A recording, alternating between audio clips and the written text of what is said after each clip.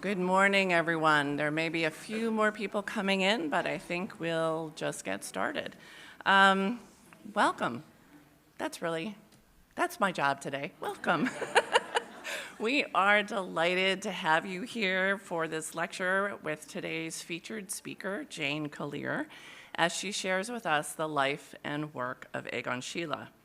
My name is Liz Short, and I am the president of the Friends of the Institute.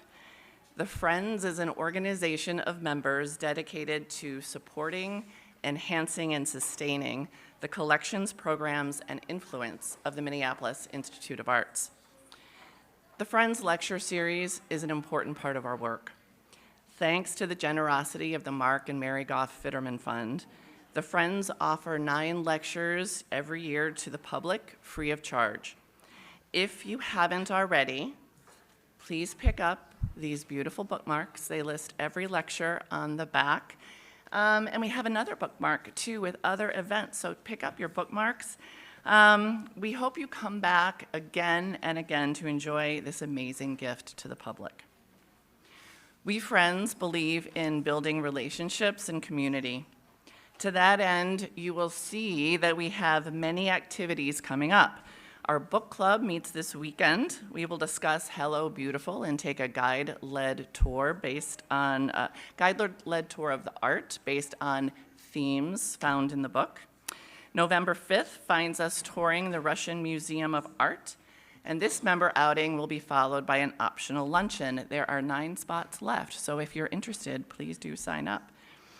Our next lecture in November, I want to warn you, is with Jane Kallir, a wonderful award-winning author. And that's not the warning, that's the excitement. The warning is that it's on Sunday. So often our lectures are on Thursday, but this will be Sunday, November 16th at 2. So different place, or different time, different day. So please be aware of that. You can get tickets online now. And finally, you're invited to our next great gathering, A Legacy of Angels. This is your chance to own one or more of the handmade needlepoint angels that Friends created for the 75th anniversary of Friends. And these angels hung on Mia's Christmas tree for decades. So if you remember, this is your chance to own some of these beautiful, beautiful pieces of art that the Friends created for that celebration. And you can get tickets for that event at artsmia.org. Now, as we settle in for our lecture, I would like to call up Max Bryant to introduce Jane Kallir. Max is our James Ford Bell Associate Curator of European Decorative Arts and Sculpture, and is the curator of the truly beautiful exhibition downstairs, Timber, Art and Woodwork at the Fall of the Austro-Hungarian Empire. Max.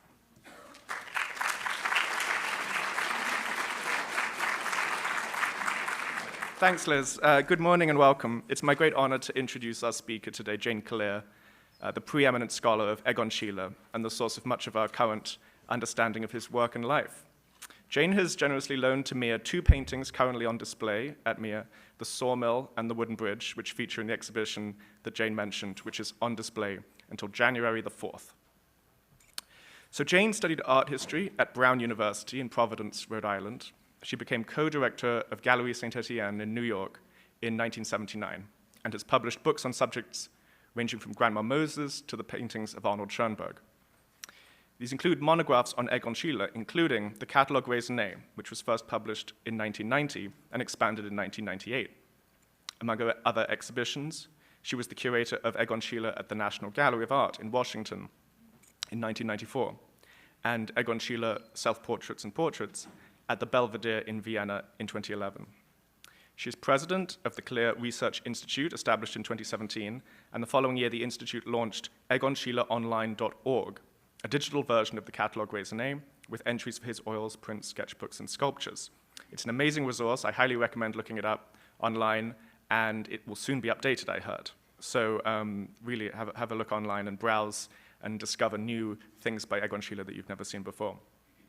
In the last few days, news has broken that much of Jane's collection is going to be donated to the Los Angeles County Museum of Art, a very generous gift of more than 130 works of Austrian Expressionism, originally acquired by her grandfather Otto Kallir, including the first paintings by Gustav Klimt and Egon Schiele to enter LACMA's collection. So look out for that after they reopen in April. This spring, Jane Kallir co-curated a major exhibition in Vienna titled Changing Times, Egon Schiele's last years, 1914 to 1918, at the Leopold Museum, which ran from March until July and featured Mier's great portrait of Albert Paris von Gütersloh. That show brought into focus Schiele's late works, exploring a period of transformation, how his style evolved, how biographical events shaped his art, and how in his final years he shifted towards deeper realism, greater empathy, and more organic forms. And I want to brandish before you the wonderful catalogue to this exhibition, which is co-edited by Jane. And I highly recommend this. It's not yet officially published, but the Mier shop will, I am assured, have copies in time for your Christmas shopping. And it's a very, very accessible book and very enjoyable. It's all in English. It features lots and lots of translations of Egon Schiele's letters. It's really everything you would want to know about Schiele in the last years of his life, and it's beautifully illustrated, including, of course, Mier's own great painting. So to find out more about Mier's painting in context, this is the book to get. So please join me in a warm welcome for Jane Kallir.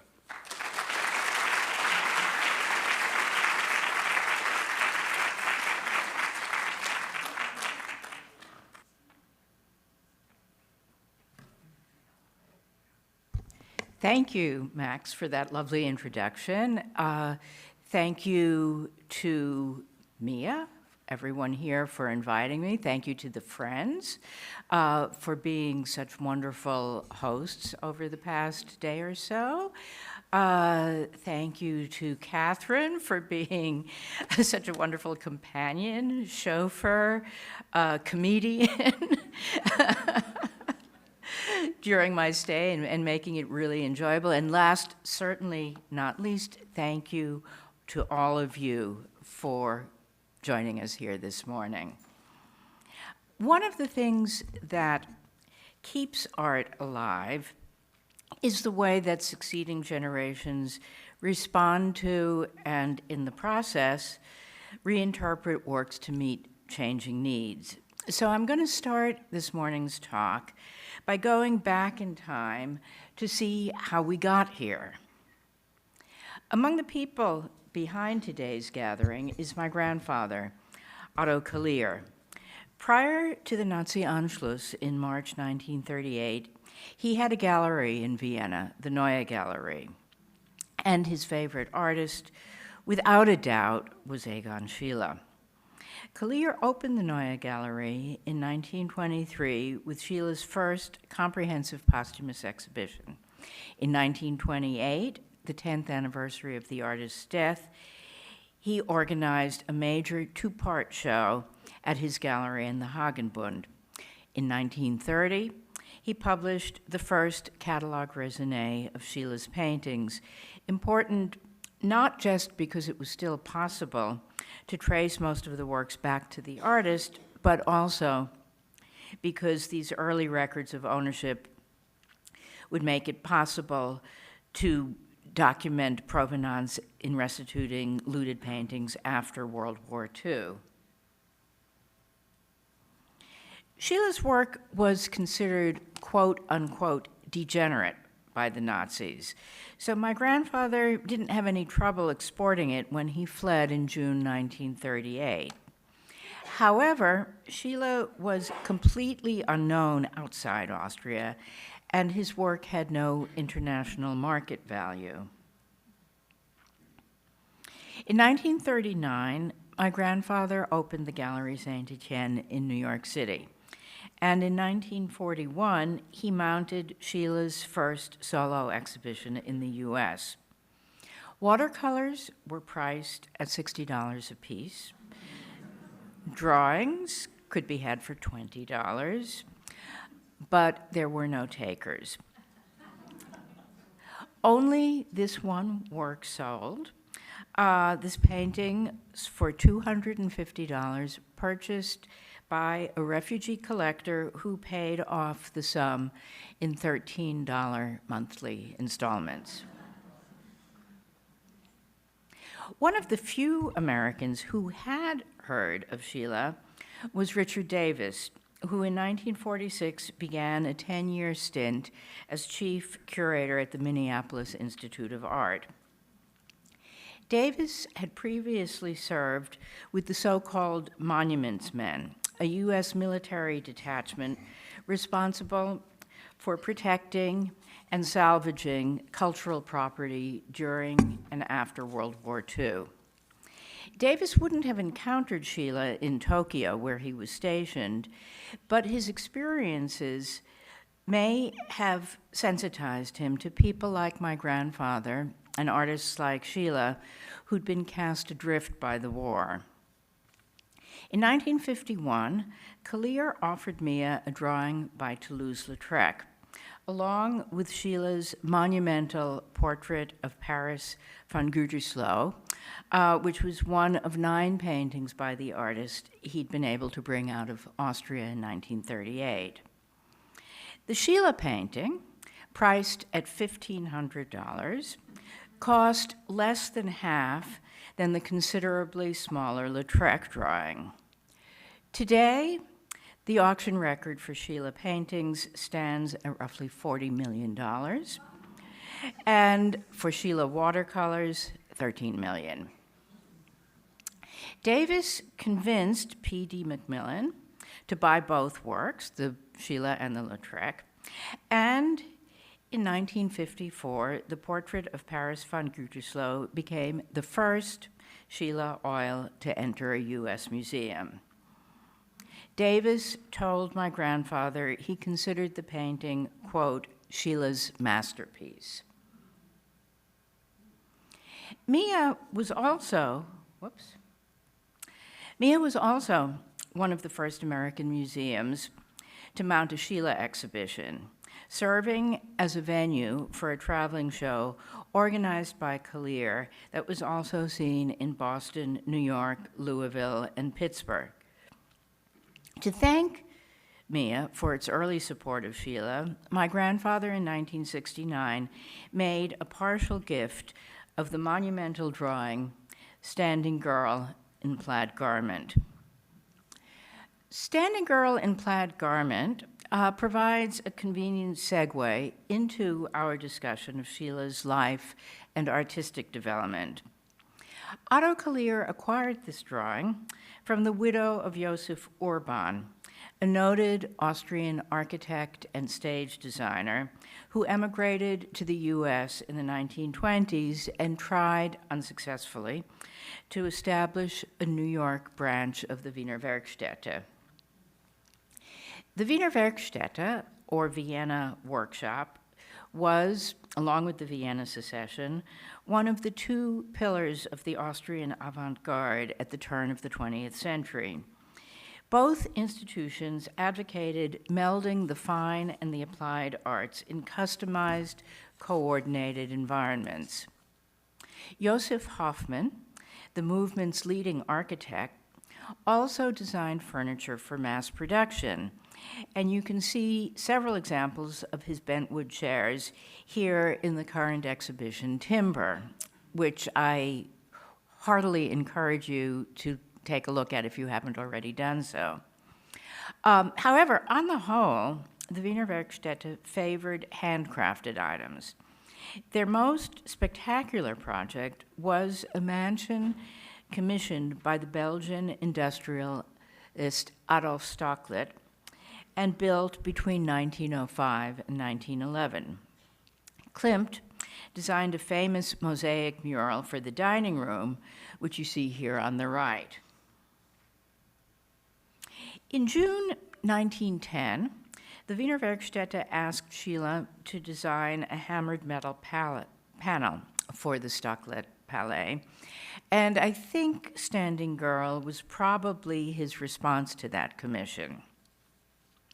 You can see how Schiele's work both did and did not fulfill the assignment's requirements by comparing it to a slightly earlier poster by Koloman Moser, a co-founder of the Wiener Werkstätte.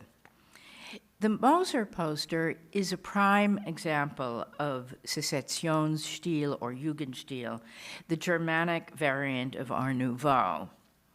It's characterized by flat forms, sinuous lines, and a precise balancing of positive and negative space. So, too, you might say, the Schiele, except there's something disturbing about Standing Girl, despite her closed eyes and demurely cocked head.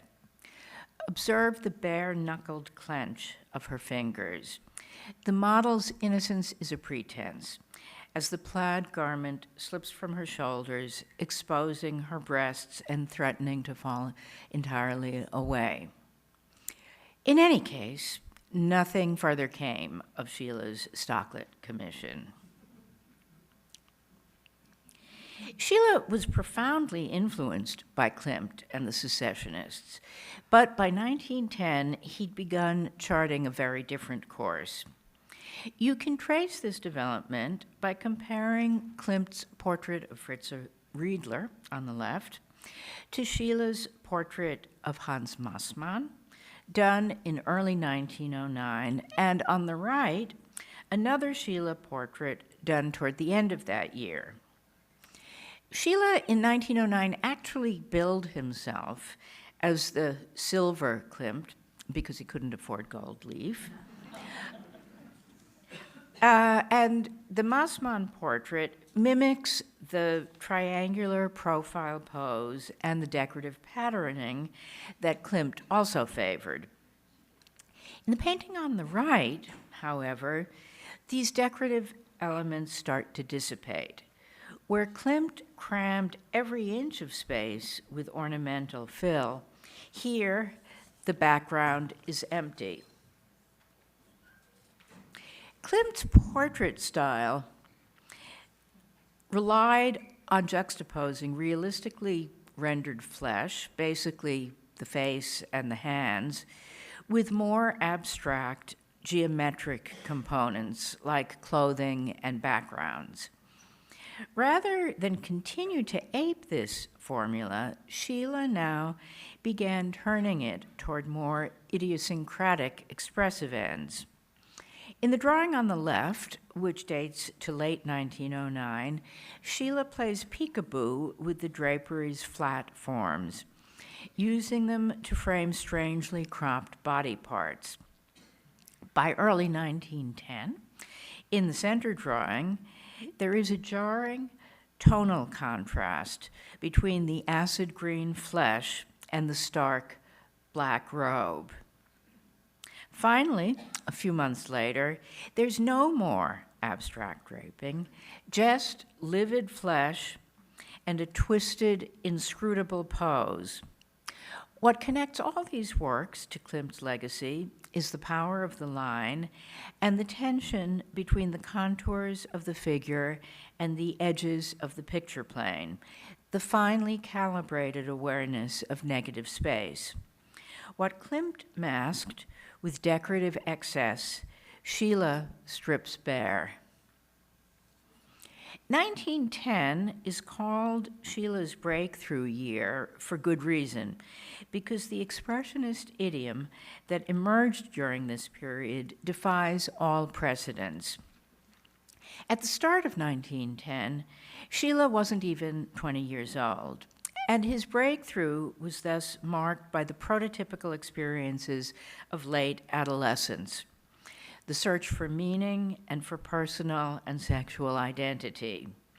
It's the universality of this quest that accounts for the artist's enduring appeal to young audiences. Also typical of youth is the speed of Schiele's artistic development between 1910 and 1915, after which time his pace becomes more sedate. In the first half of 1910, the overwhelming majority of Schiele's models were men, presumably artist friends. The homoerotic undertones of these watercolors should neither be overlooked nor overemphasized. It is, however, noteworthy that Schiele found it necessary to hide or disguise the faces in almost all these images, presumably to protect the subject's identities. In what I call the Red Men watercolors, Schiele perfected pictorial strategies that would permanently mark his work. I've already mentioned the artist's conscious balancing of negative and positive space, which tends to enhance the expressive impact of the silhouette and of the distorted body language. That impact is further magnified by the elimination of all background detail, so that the bodies appear to be suspended in space or pinned like insect specimens to the blank sheet. We know, by his own account, that Schiele liked to draw his models from above, perched on a high stool or a ladder. Owing to this elevated perspective, he often viewed recumbent figures vertically, a reading reinforced by his signature placement. Some people to this day find the resulting spatial dislocation really disturbing. And the artist must have been aware of that reaction because in certain cases, like here, he added a second signature to reorient the composition horizontally. The only identifiable female model among Schiele's early 1910 nudes is his younger sister, Gertie. And indeed, she may well have posed for Mia's girl in plaid garment. Gertie had been posing for Egon ever since they were children, and she was a really talented model, able to embody a multitude of moods. And like the artist's friends, Gertie didn't need to be paid for her work. But beyond this convenience factor, I think Schiele, during this period, preferred to stick with models who were familiar and unthreatening. For similar reasons, Schiele liked to draw children. At the age of 19 or 20, he probably felt closer to them than he did to full-grown adults. Schiele would spend the summer of 1910 in the Bohemian town of Krumau, which was his mother's birthplace. And when he returned to Vienna in the fall, his style had, again, changed noticeably. Gone were the bright hues of early 1910, replaced by a darker, muskier palette. Also, now most of Schiele's female models were relative strangers. This encouraged a more forthright depiction of sexual reactions, both theirs and his own. The women in these works retain command of separate emotional realities, frequently returning the artist's gaze rather than submitting passively to his whims. Pictorial stratagems developed in the Red Men series now carried over to the female nudes, further severing them from the conventions that historically defined the genre. Rather than being secured in clearly defined settings, Schiele's nudes float free. The dynamically charged negative space calls into question the ability of the picture plane to contain them. Rather than receding safely into the distance, the women seem to jump out at the viewer. Schiele's acknowledgement of female sexual autonomy and his questioning of conventional gender norms, also in the Red Men watercolors, account in part for his nude's present-day appeal. Schiele's late 1910 self-portraits are no less radical than the nudes. Audiences are often stunned by the apparent anguish in some of these works, the sheer ugliness with which Schiele, who was really quite handsome, depicted himself. Viewing this series as a whole, however, one realizes that the self-portraits actually depict a variety of personalities. Schiele is experimenting with body language and facial expression, trying on different identities. He's play acting. The increase in self-portraiture in the latter half of 1910 also had a spiritual dimension. Schiele felt he could perceive and serve as a link to hidden forces beyond the visible world. As an artist, he was both literally and figuratively a seer. That metaphor is expressed in the so-called self-seers paintings, a series of double self-portraits dating to late 1910 and 1911. Schiele's interest in this sort of allegory was one of the ways in which he endeavored to build upon Klimt's legacy. Klimt had begun his career painting allegories for public buildings, but by the early 20th century, such commissions had dried up. Although Klimt continued to create private allegories, he largely earned his living as a portraitist. On his summer holidays, he painted landscapes, which also proved popular with audiences and collectors. Nudes and semi-nudes may predominate among Schiele's works on paper, but his oils tend to fall into the same three categories as Klimt's, roughly 1/3 each: allegories, landscapes, and portraits. By 1910, Schiele had cultivated a small band of patrons, many of whom were persuaded to commission portraits. Unfortunately, however, his portraits weren't nearly as flattering as Klimt's.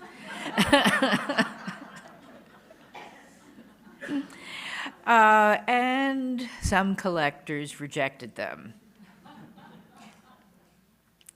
Schiele wouldn't achieve substantial success as a portraitist until 1917, by which point his style had once more changed markedly.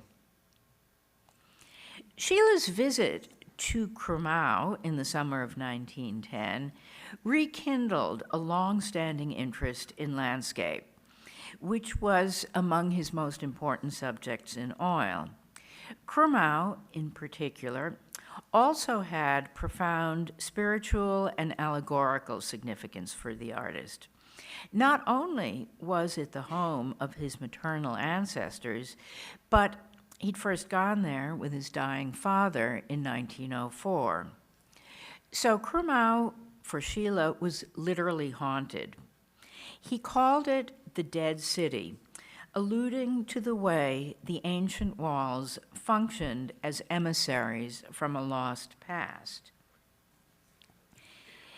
The allegorical self-portrait on the left even includes an inset of the dead city. You can see that sort of just to the right of the shoulder in the upper right-hand corner. The title, Melancholia, evokes a sort of delicious sadness which Schiele must have experienced among these reminders of mortality. Yet, even if Schiele thought Krumau was dead, it was still a real place, and its continued existence attested to the ability of human creation, the built environment, or art, to survive its creators.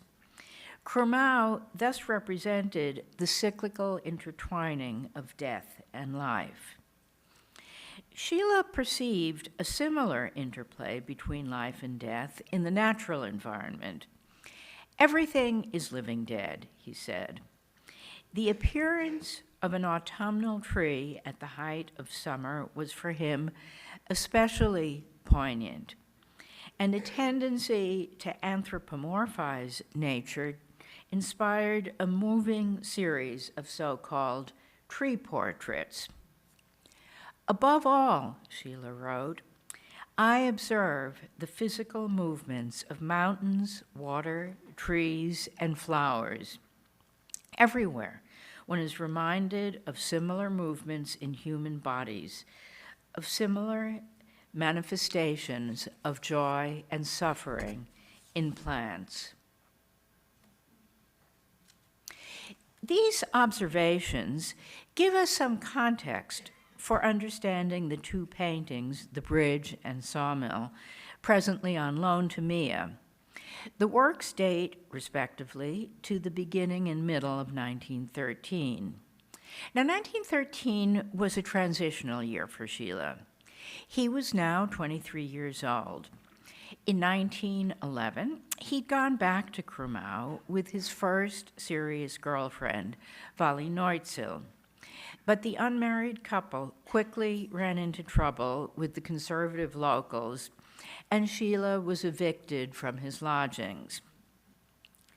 Egon and Wally next tried their luck in the rural Austrian village of Neulenkbach.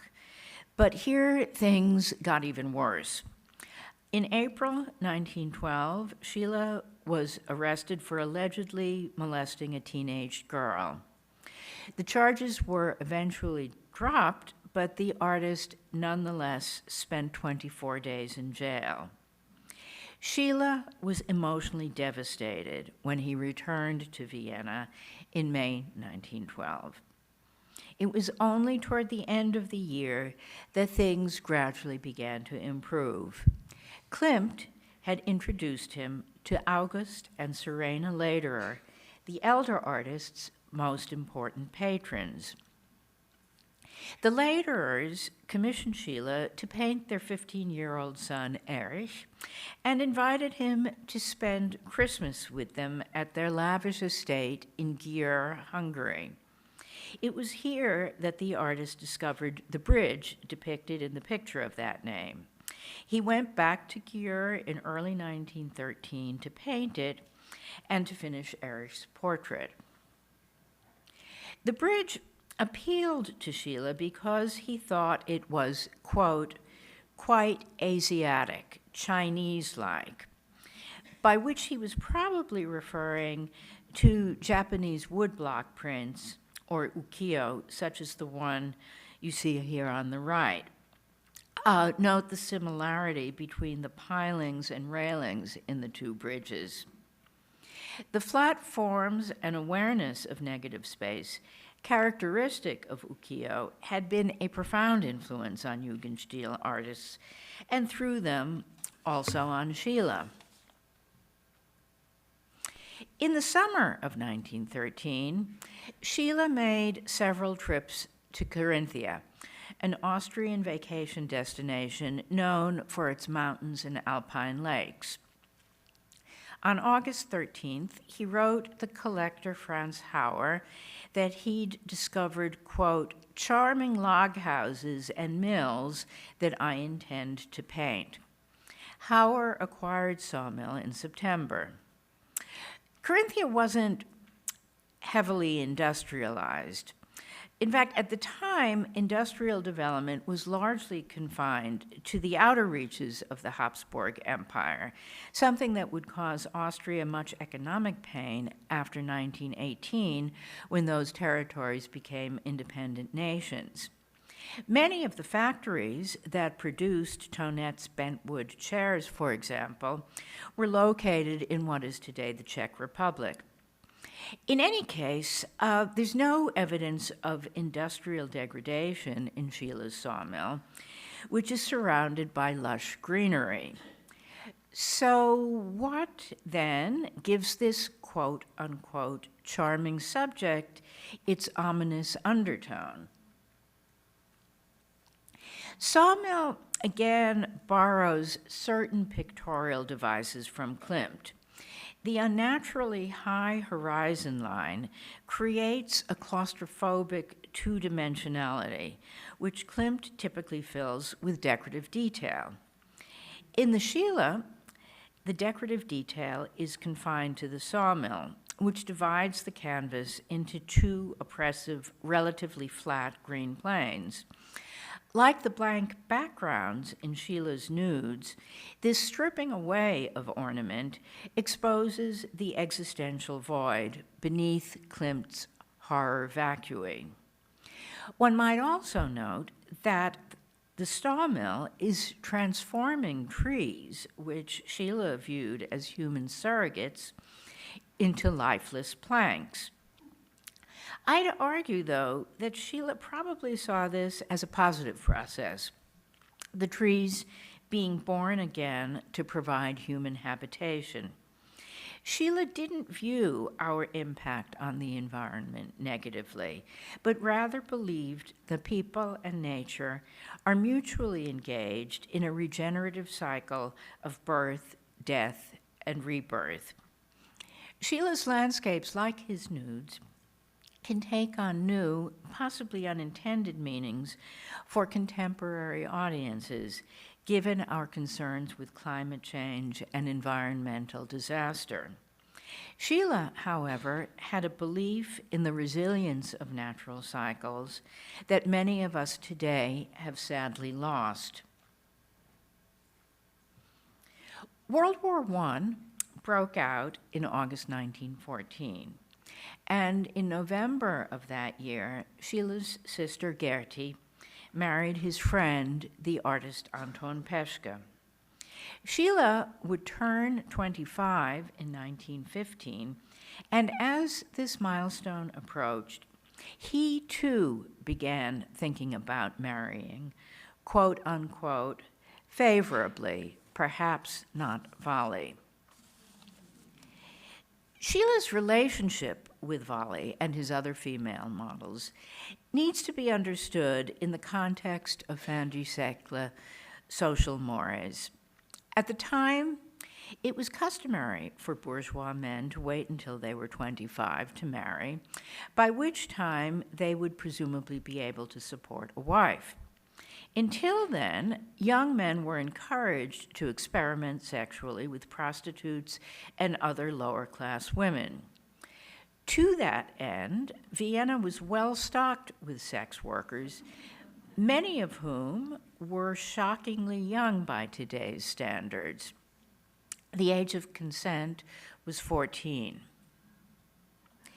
Modeling, that is, taking one's clothes off for money for strangers, was seen as a type of sex work.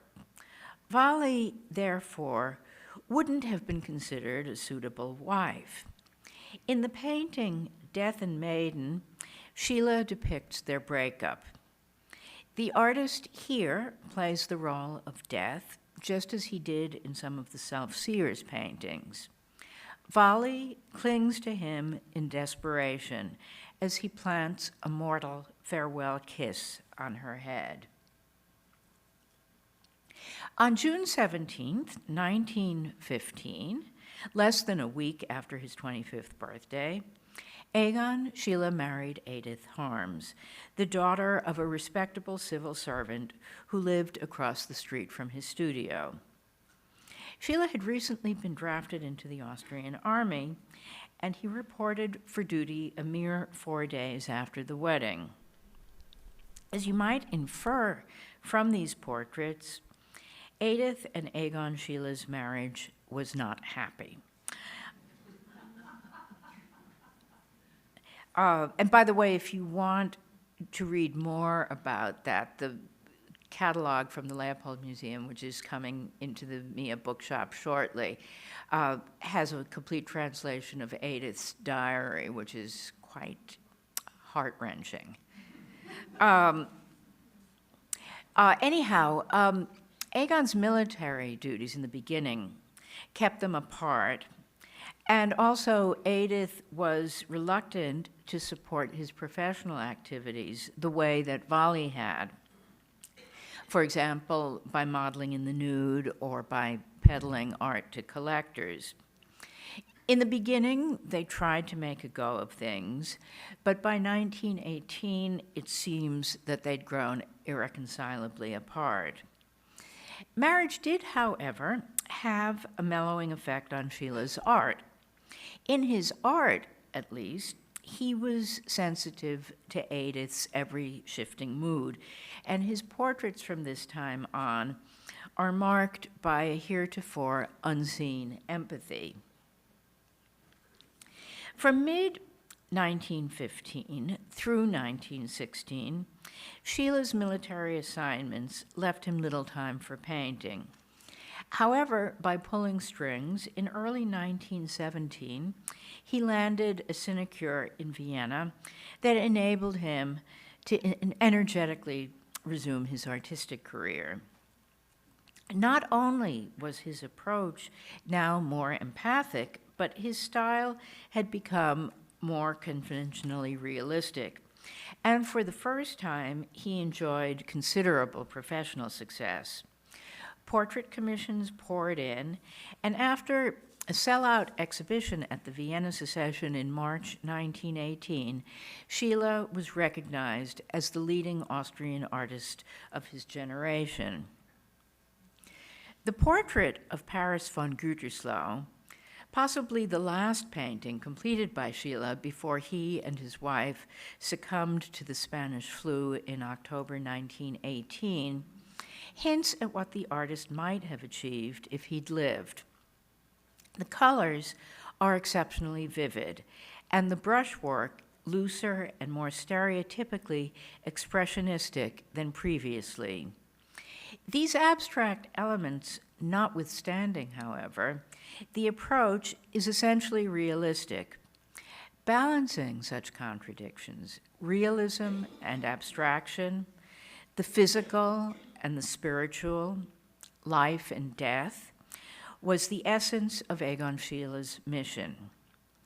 "I am all things at once," he said, "but I shall never try to do everything at once." Thank you.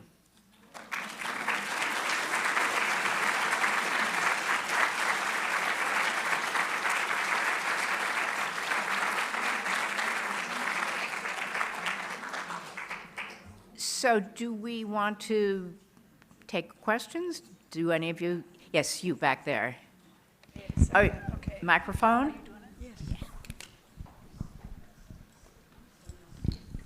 I'm struck with our portrait here that it's often referred to as unfinished in our didactics and the information we get, but you've just spoken of it as completed. Okay, you can debate this.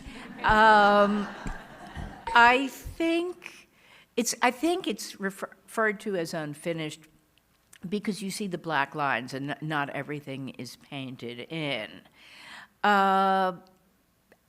I tend to think of it as finished for two reasons. First of all, it's signed.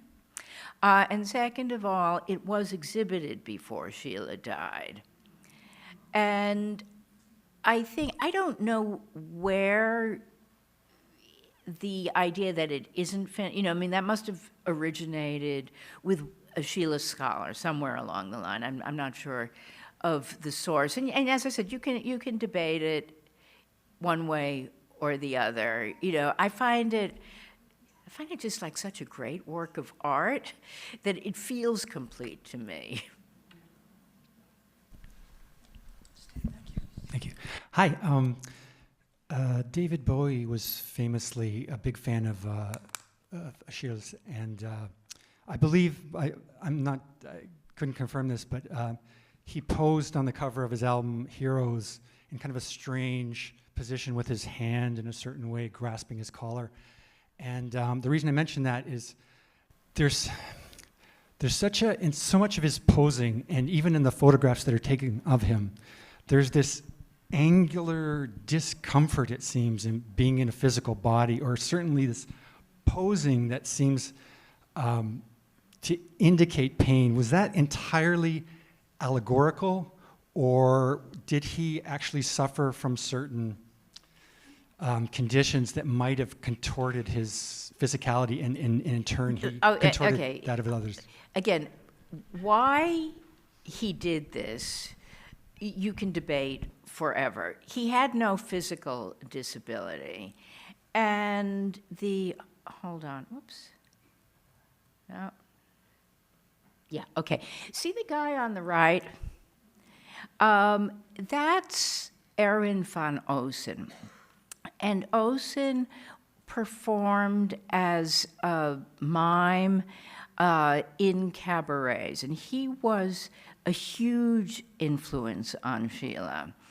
And these gestures, these contorted gestures, begin in early 1910 with his portraits of Oosen and also with the Red Men series. You see all of that? These are not necessarily self-portraits. It's something that has to do with mime, with cabaret, with silent film to some extent. It has to do with creating an expressive visual language. Yeah.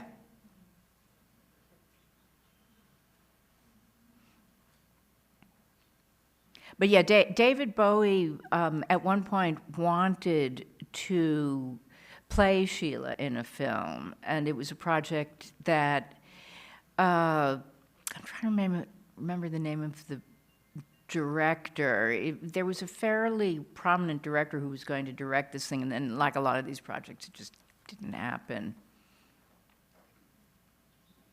Yeah.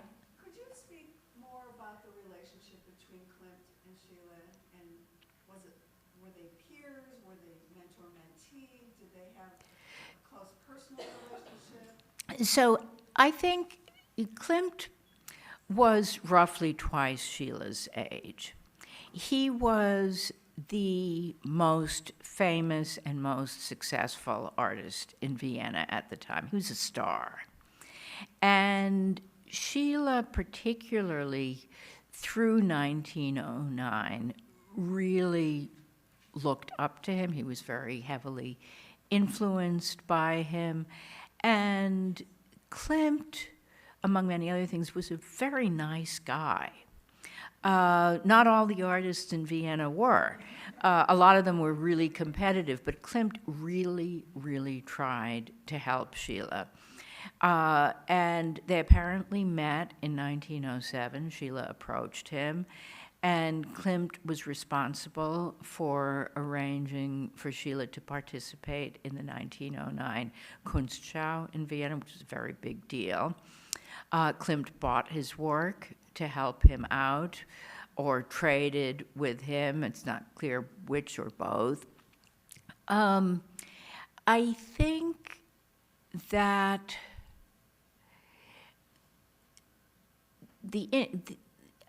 there was a two-way influence, but I think that it's not like they were best buddies, you know, but they were both important, each to the other.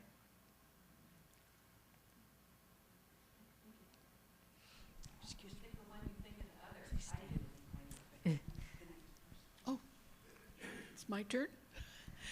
Could you tell us something about his family background and training? Sure. So Schiele's family was comfortably bourgeois. His father worked for the Austrian Railroad, which was a civil service job with a good pension, and the Austrian Railroad in general was a big deal. A lot of people worked for the railroad, and it was, you know, a very respectable sort of job. In 1904, when Schiele was 14, his father died of late-stage syphilis, which he had apparently contracted during his own wander years while he was waiting to turn 25 and marry Egon's mother. And he died before he was eligible for a full pension. The family was immediately cast into poverty, and although they did have wealthier relatives who tried to help out, all of these relatives thought that Egon was an absolute disgrace, that he shouldn't be an artist, that an artist wasn't a reasonable profession, that he should go out and get a job and support his mother and his two sisters. And so there was a big rift in the family, largely precipitated by financial circumstances and the death of the father.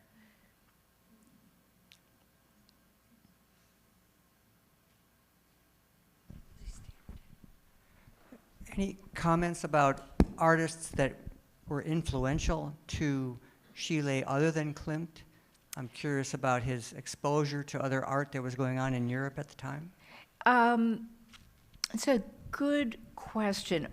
Austria was kind of a backwater.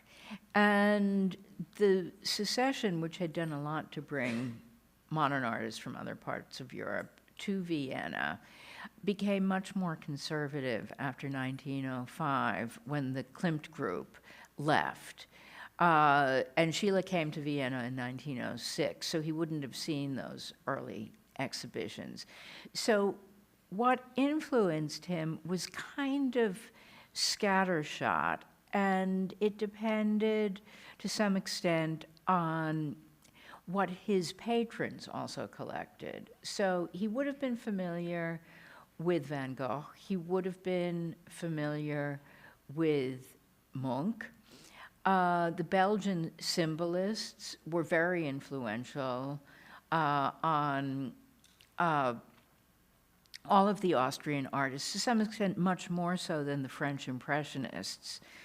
French Impressionism never quite caught on in Austria. And then among his cohort of younger Austrian artists, probably the one who influenced him the most is the painter Max Oppenheimer, who had a very early sort of expressionist breakthrough before Schiele, and you can see they shared a studio. They were very close friends, and then Oppenheimer, or Mop as he was known, was really, his career was basically destroyed by Oskar Kokoschka, who was jealous of him,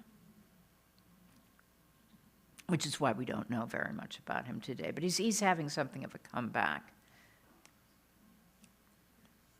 Yep. I wonder if you could tell us a little more about your grandfather's start as a gallerist, whether he, as a younger man, ever got to know, got to meet Schiele, and how the Austrians reacted to this very avant-garde gallery in Vienna. Okay. So my grandfather was in the Austrian army in World War I, as was Schiele. And one of his army buddies was a guy named Max Rodin, who was an art critic. And it was Rodin who kind of clued him into Schiele. And apparently, while he was in the army, he wrote to Schiele and asked if he would draw his portrait. And Schiele wrote back and said, for such and such a price, I will, make 3 drawings, one of them colored, and you can have your pick. And my grandfather didn't have the money, and he asked his father, who was a very conservative attorney, to lend it to him, and his father said no. And that was the end of that. So by the time my grandfather founded the Neue Galerie in 1923, Schiele was dead, and they never met, but he, pretty much devoted the rest of his life to Schiele. Now, there are, say, 3 phases we can talk about, talking about the Austrian art market in between the 2 world wars. The immediate post-World War I period, there was huge inflation, as you may know, and that encouraged art sales of a certain kind because people just wanted to put their money in something of value that wouldn't, you know, evaporate within 24 hours. It was also a time when, you know, you had the monarchy overthrown. You had a socialist government both in Germany and in Austria. So it was a time of liberalization. And I would say, you know, after the economic situation stabilized in the mid-20s, the reception to Schiele was excellent. And, you know, and my grandfather had very successful exhibitions, and he had support for writing the catalogue raisonné. And that pretty much ended in the early 30s for two reasons. The Great Depression, which by that time had infiltrated to all parts of the world, and the rise of fascism, which brought with it much more conservative aesthetic tastes. So between 1930 and 1932, Schiele prices dropped by 80%. I mean, it's a precipitous downturn, you know, and then in my talk, you know, I talked about, you know, they were worth nothing, his works, in Austria or abroad until really the 1950s. And, you know, and this painting, the Portrait of Paris von Gütersloh, really was a turning point nationally. I mean, it was a really big deal. The acquisition was covered in Time magazine, which meant something then.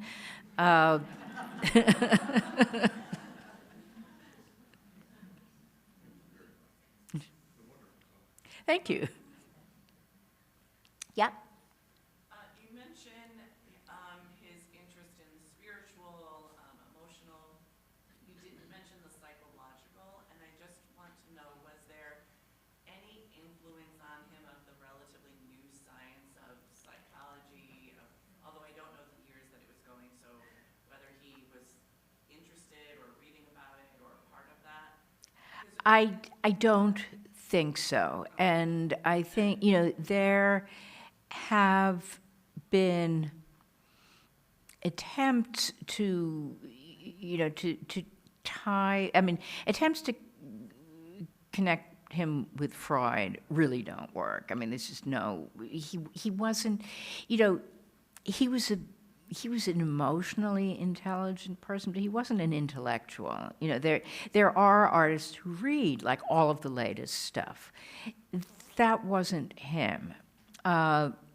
You know, and then there, you know, so there was a school of Freudians that were very into Schiele, like in the 70s. And the more recent thing is to try to connect him with photographs of hysterics that also were photographed initially by the psychiatrist Charcot in France, but then these photographs circulated fairly widely. And the hysterics also have this kind of very, contorted body language. I don't think so, but I think that Ozin may have been familiar with that kind of iconography. So a lot of stuff filters through to Schiele secondhand, but he knows what to pick up on. Yep. Picking up on that, what would have been the kind of conversation that he would have had with other artists in his cafe circle? And could you address also his relationship with Gertie? Okay. The Neue Kunstgruppe, which was his circle of artist friends, a lot of them had been classmates together at the academy. He always had leadership ambitions. He was always the one who wanted to organize shows, who wanted to bring the artists together, and he was good at it. But as in any artist group, there were others who thought that they should be in charge. And so he went to Krumau in 1910 and again in 1911, partly to get away from the infighting in Vienna. And his chosen group of, sort of comrades would have been Peschke, who married Gertie eventually, and Osen, who were not, what should I say? They were not the most talented members of that group. And so in terms of intellectual exchange, I would say Oppenheimer was important, and then probably more toward the end, Gütersloh, who is also a writer and a very, articulate member of that circle. And I think that you see Schiele's admiration for Gütersloh in Mia's portrait of him, because if you look at the, the wild eyes and the hands, he is using something very similar to the iconography that you see in the earlier seers or self-seers paintings. So he's recognizing Gütersloh as a fellow sort of mystical seer. Gertie. Okay. Gertie is very complicated. Again, back in the days when people were taking this Freudian approach to art history, it was like, oh, this is clearly incestuous, even if it's not overt. That's what's going on there.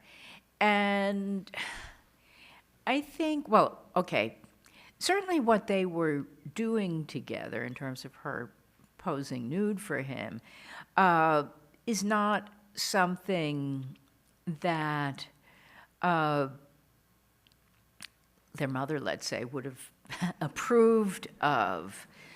But I tend to think that the relationship was relatively innocent in terms of actual sexual activity between them. I don't think that happened. I think you can see it in the work, in the difference between the depictions of Gertie from early 1910 and the depictions of the female models that I showed you from later 1910, whom he is in sexual relations with. So, yeah, that's just my personal take. Any more questions? Okay, well, thank you all again.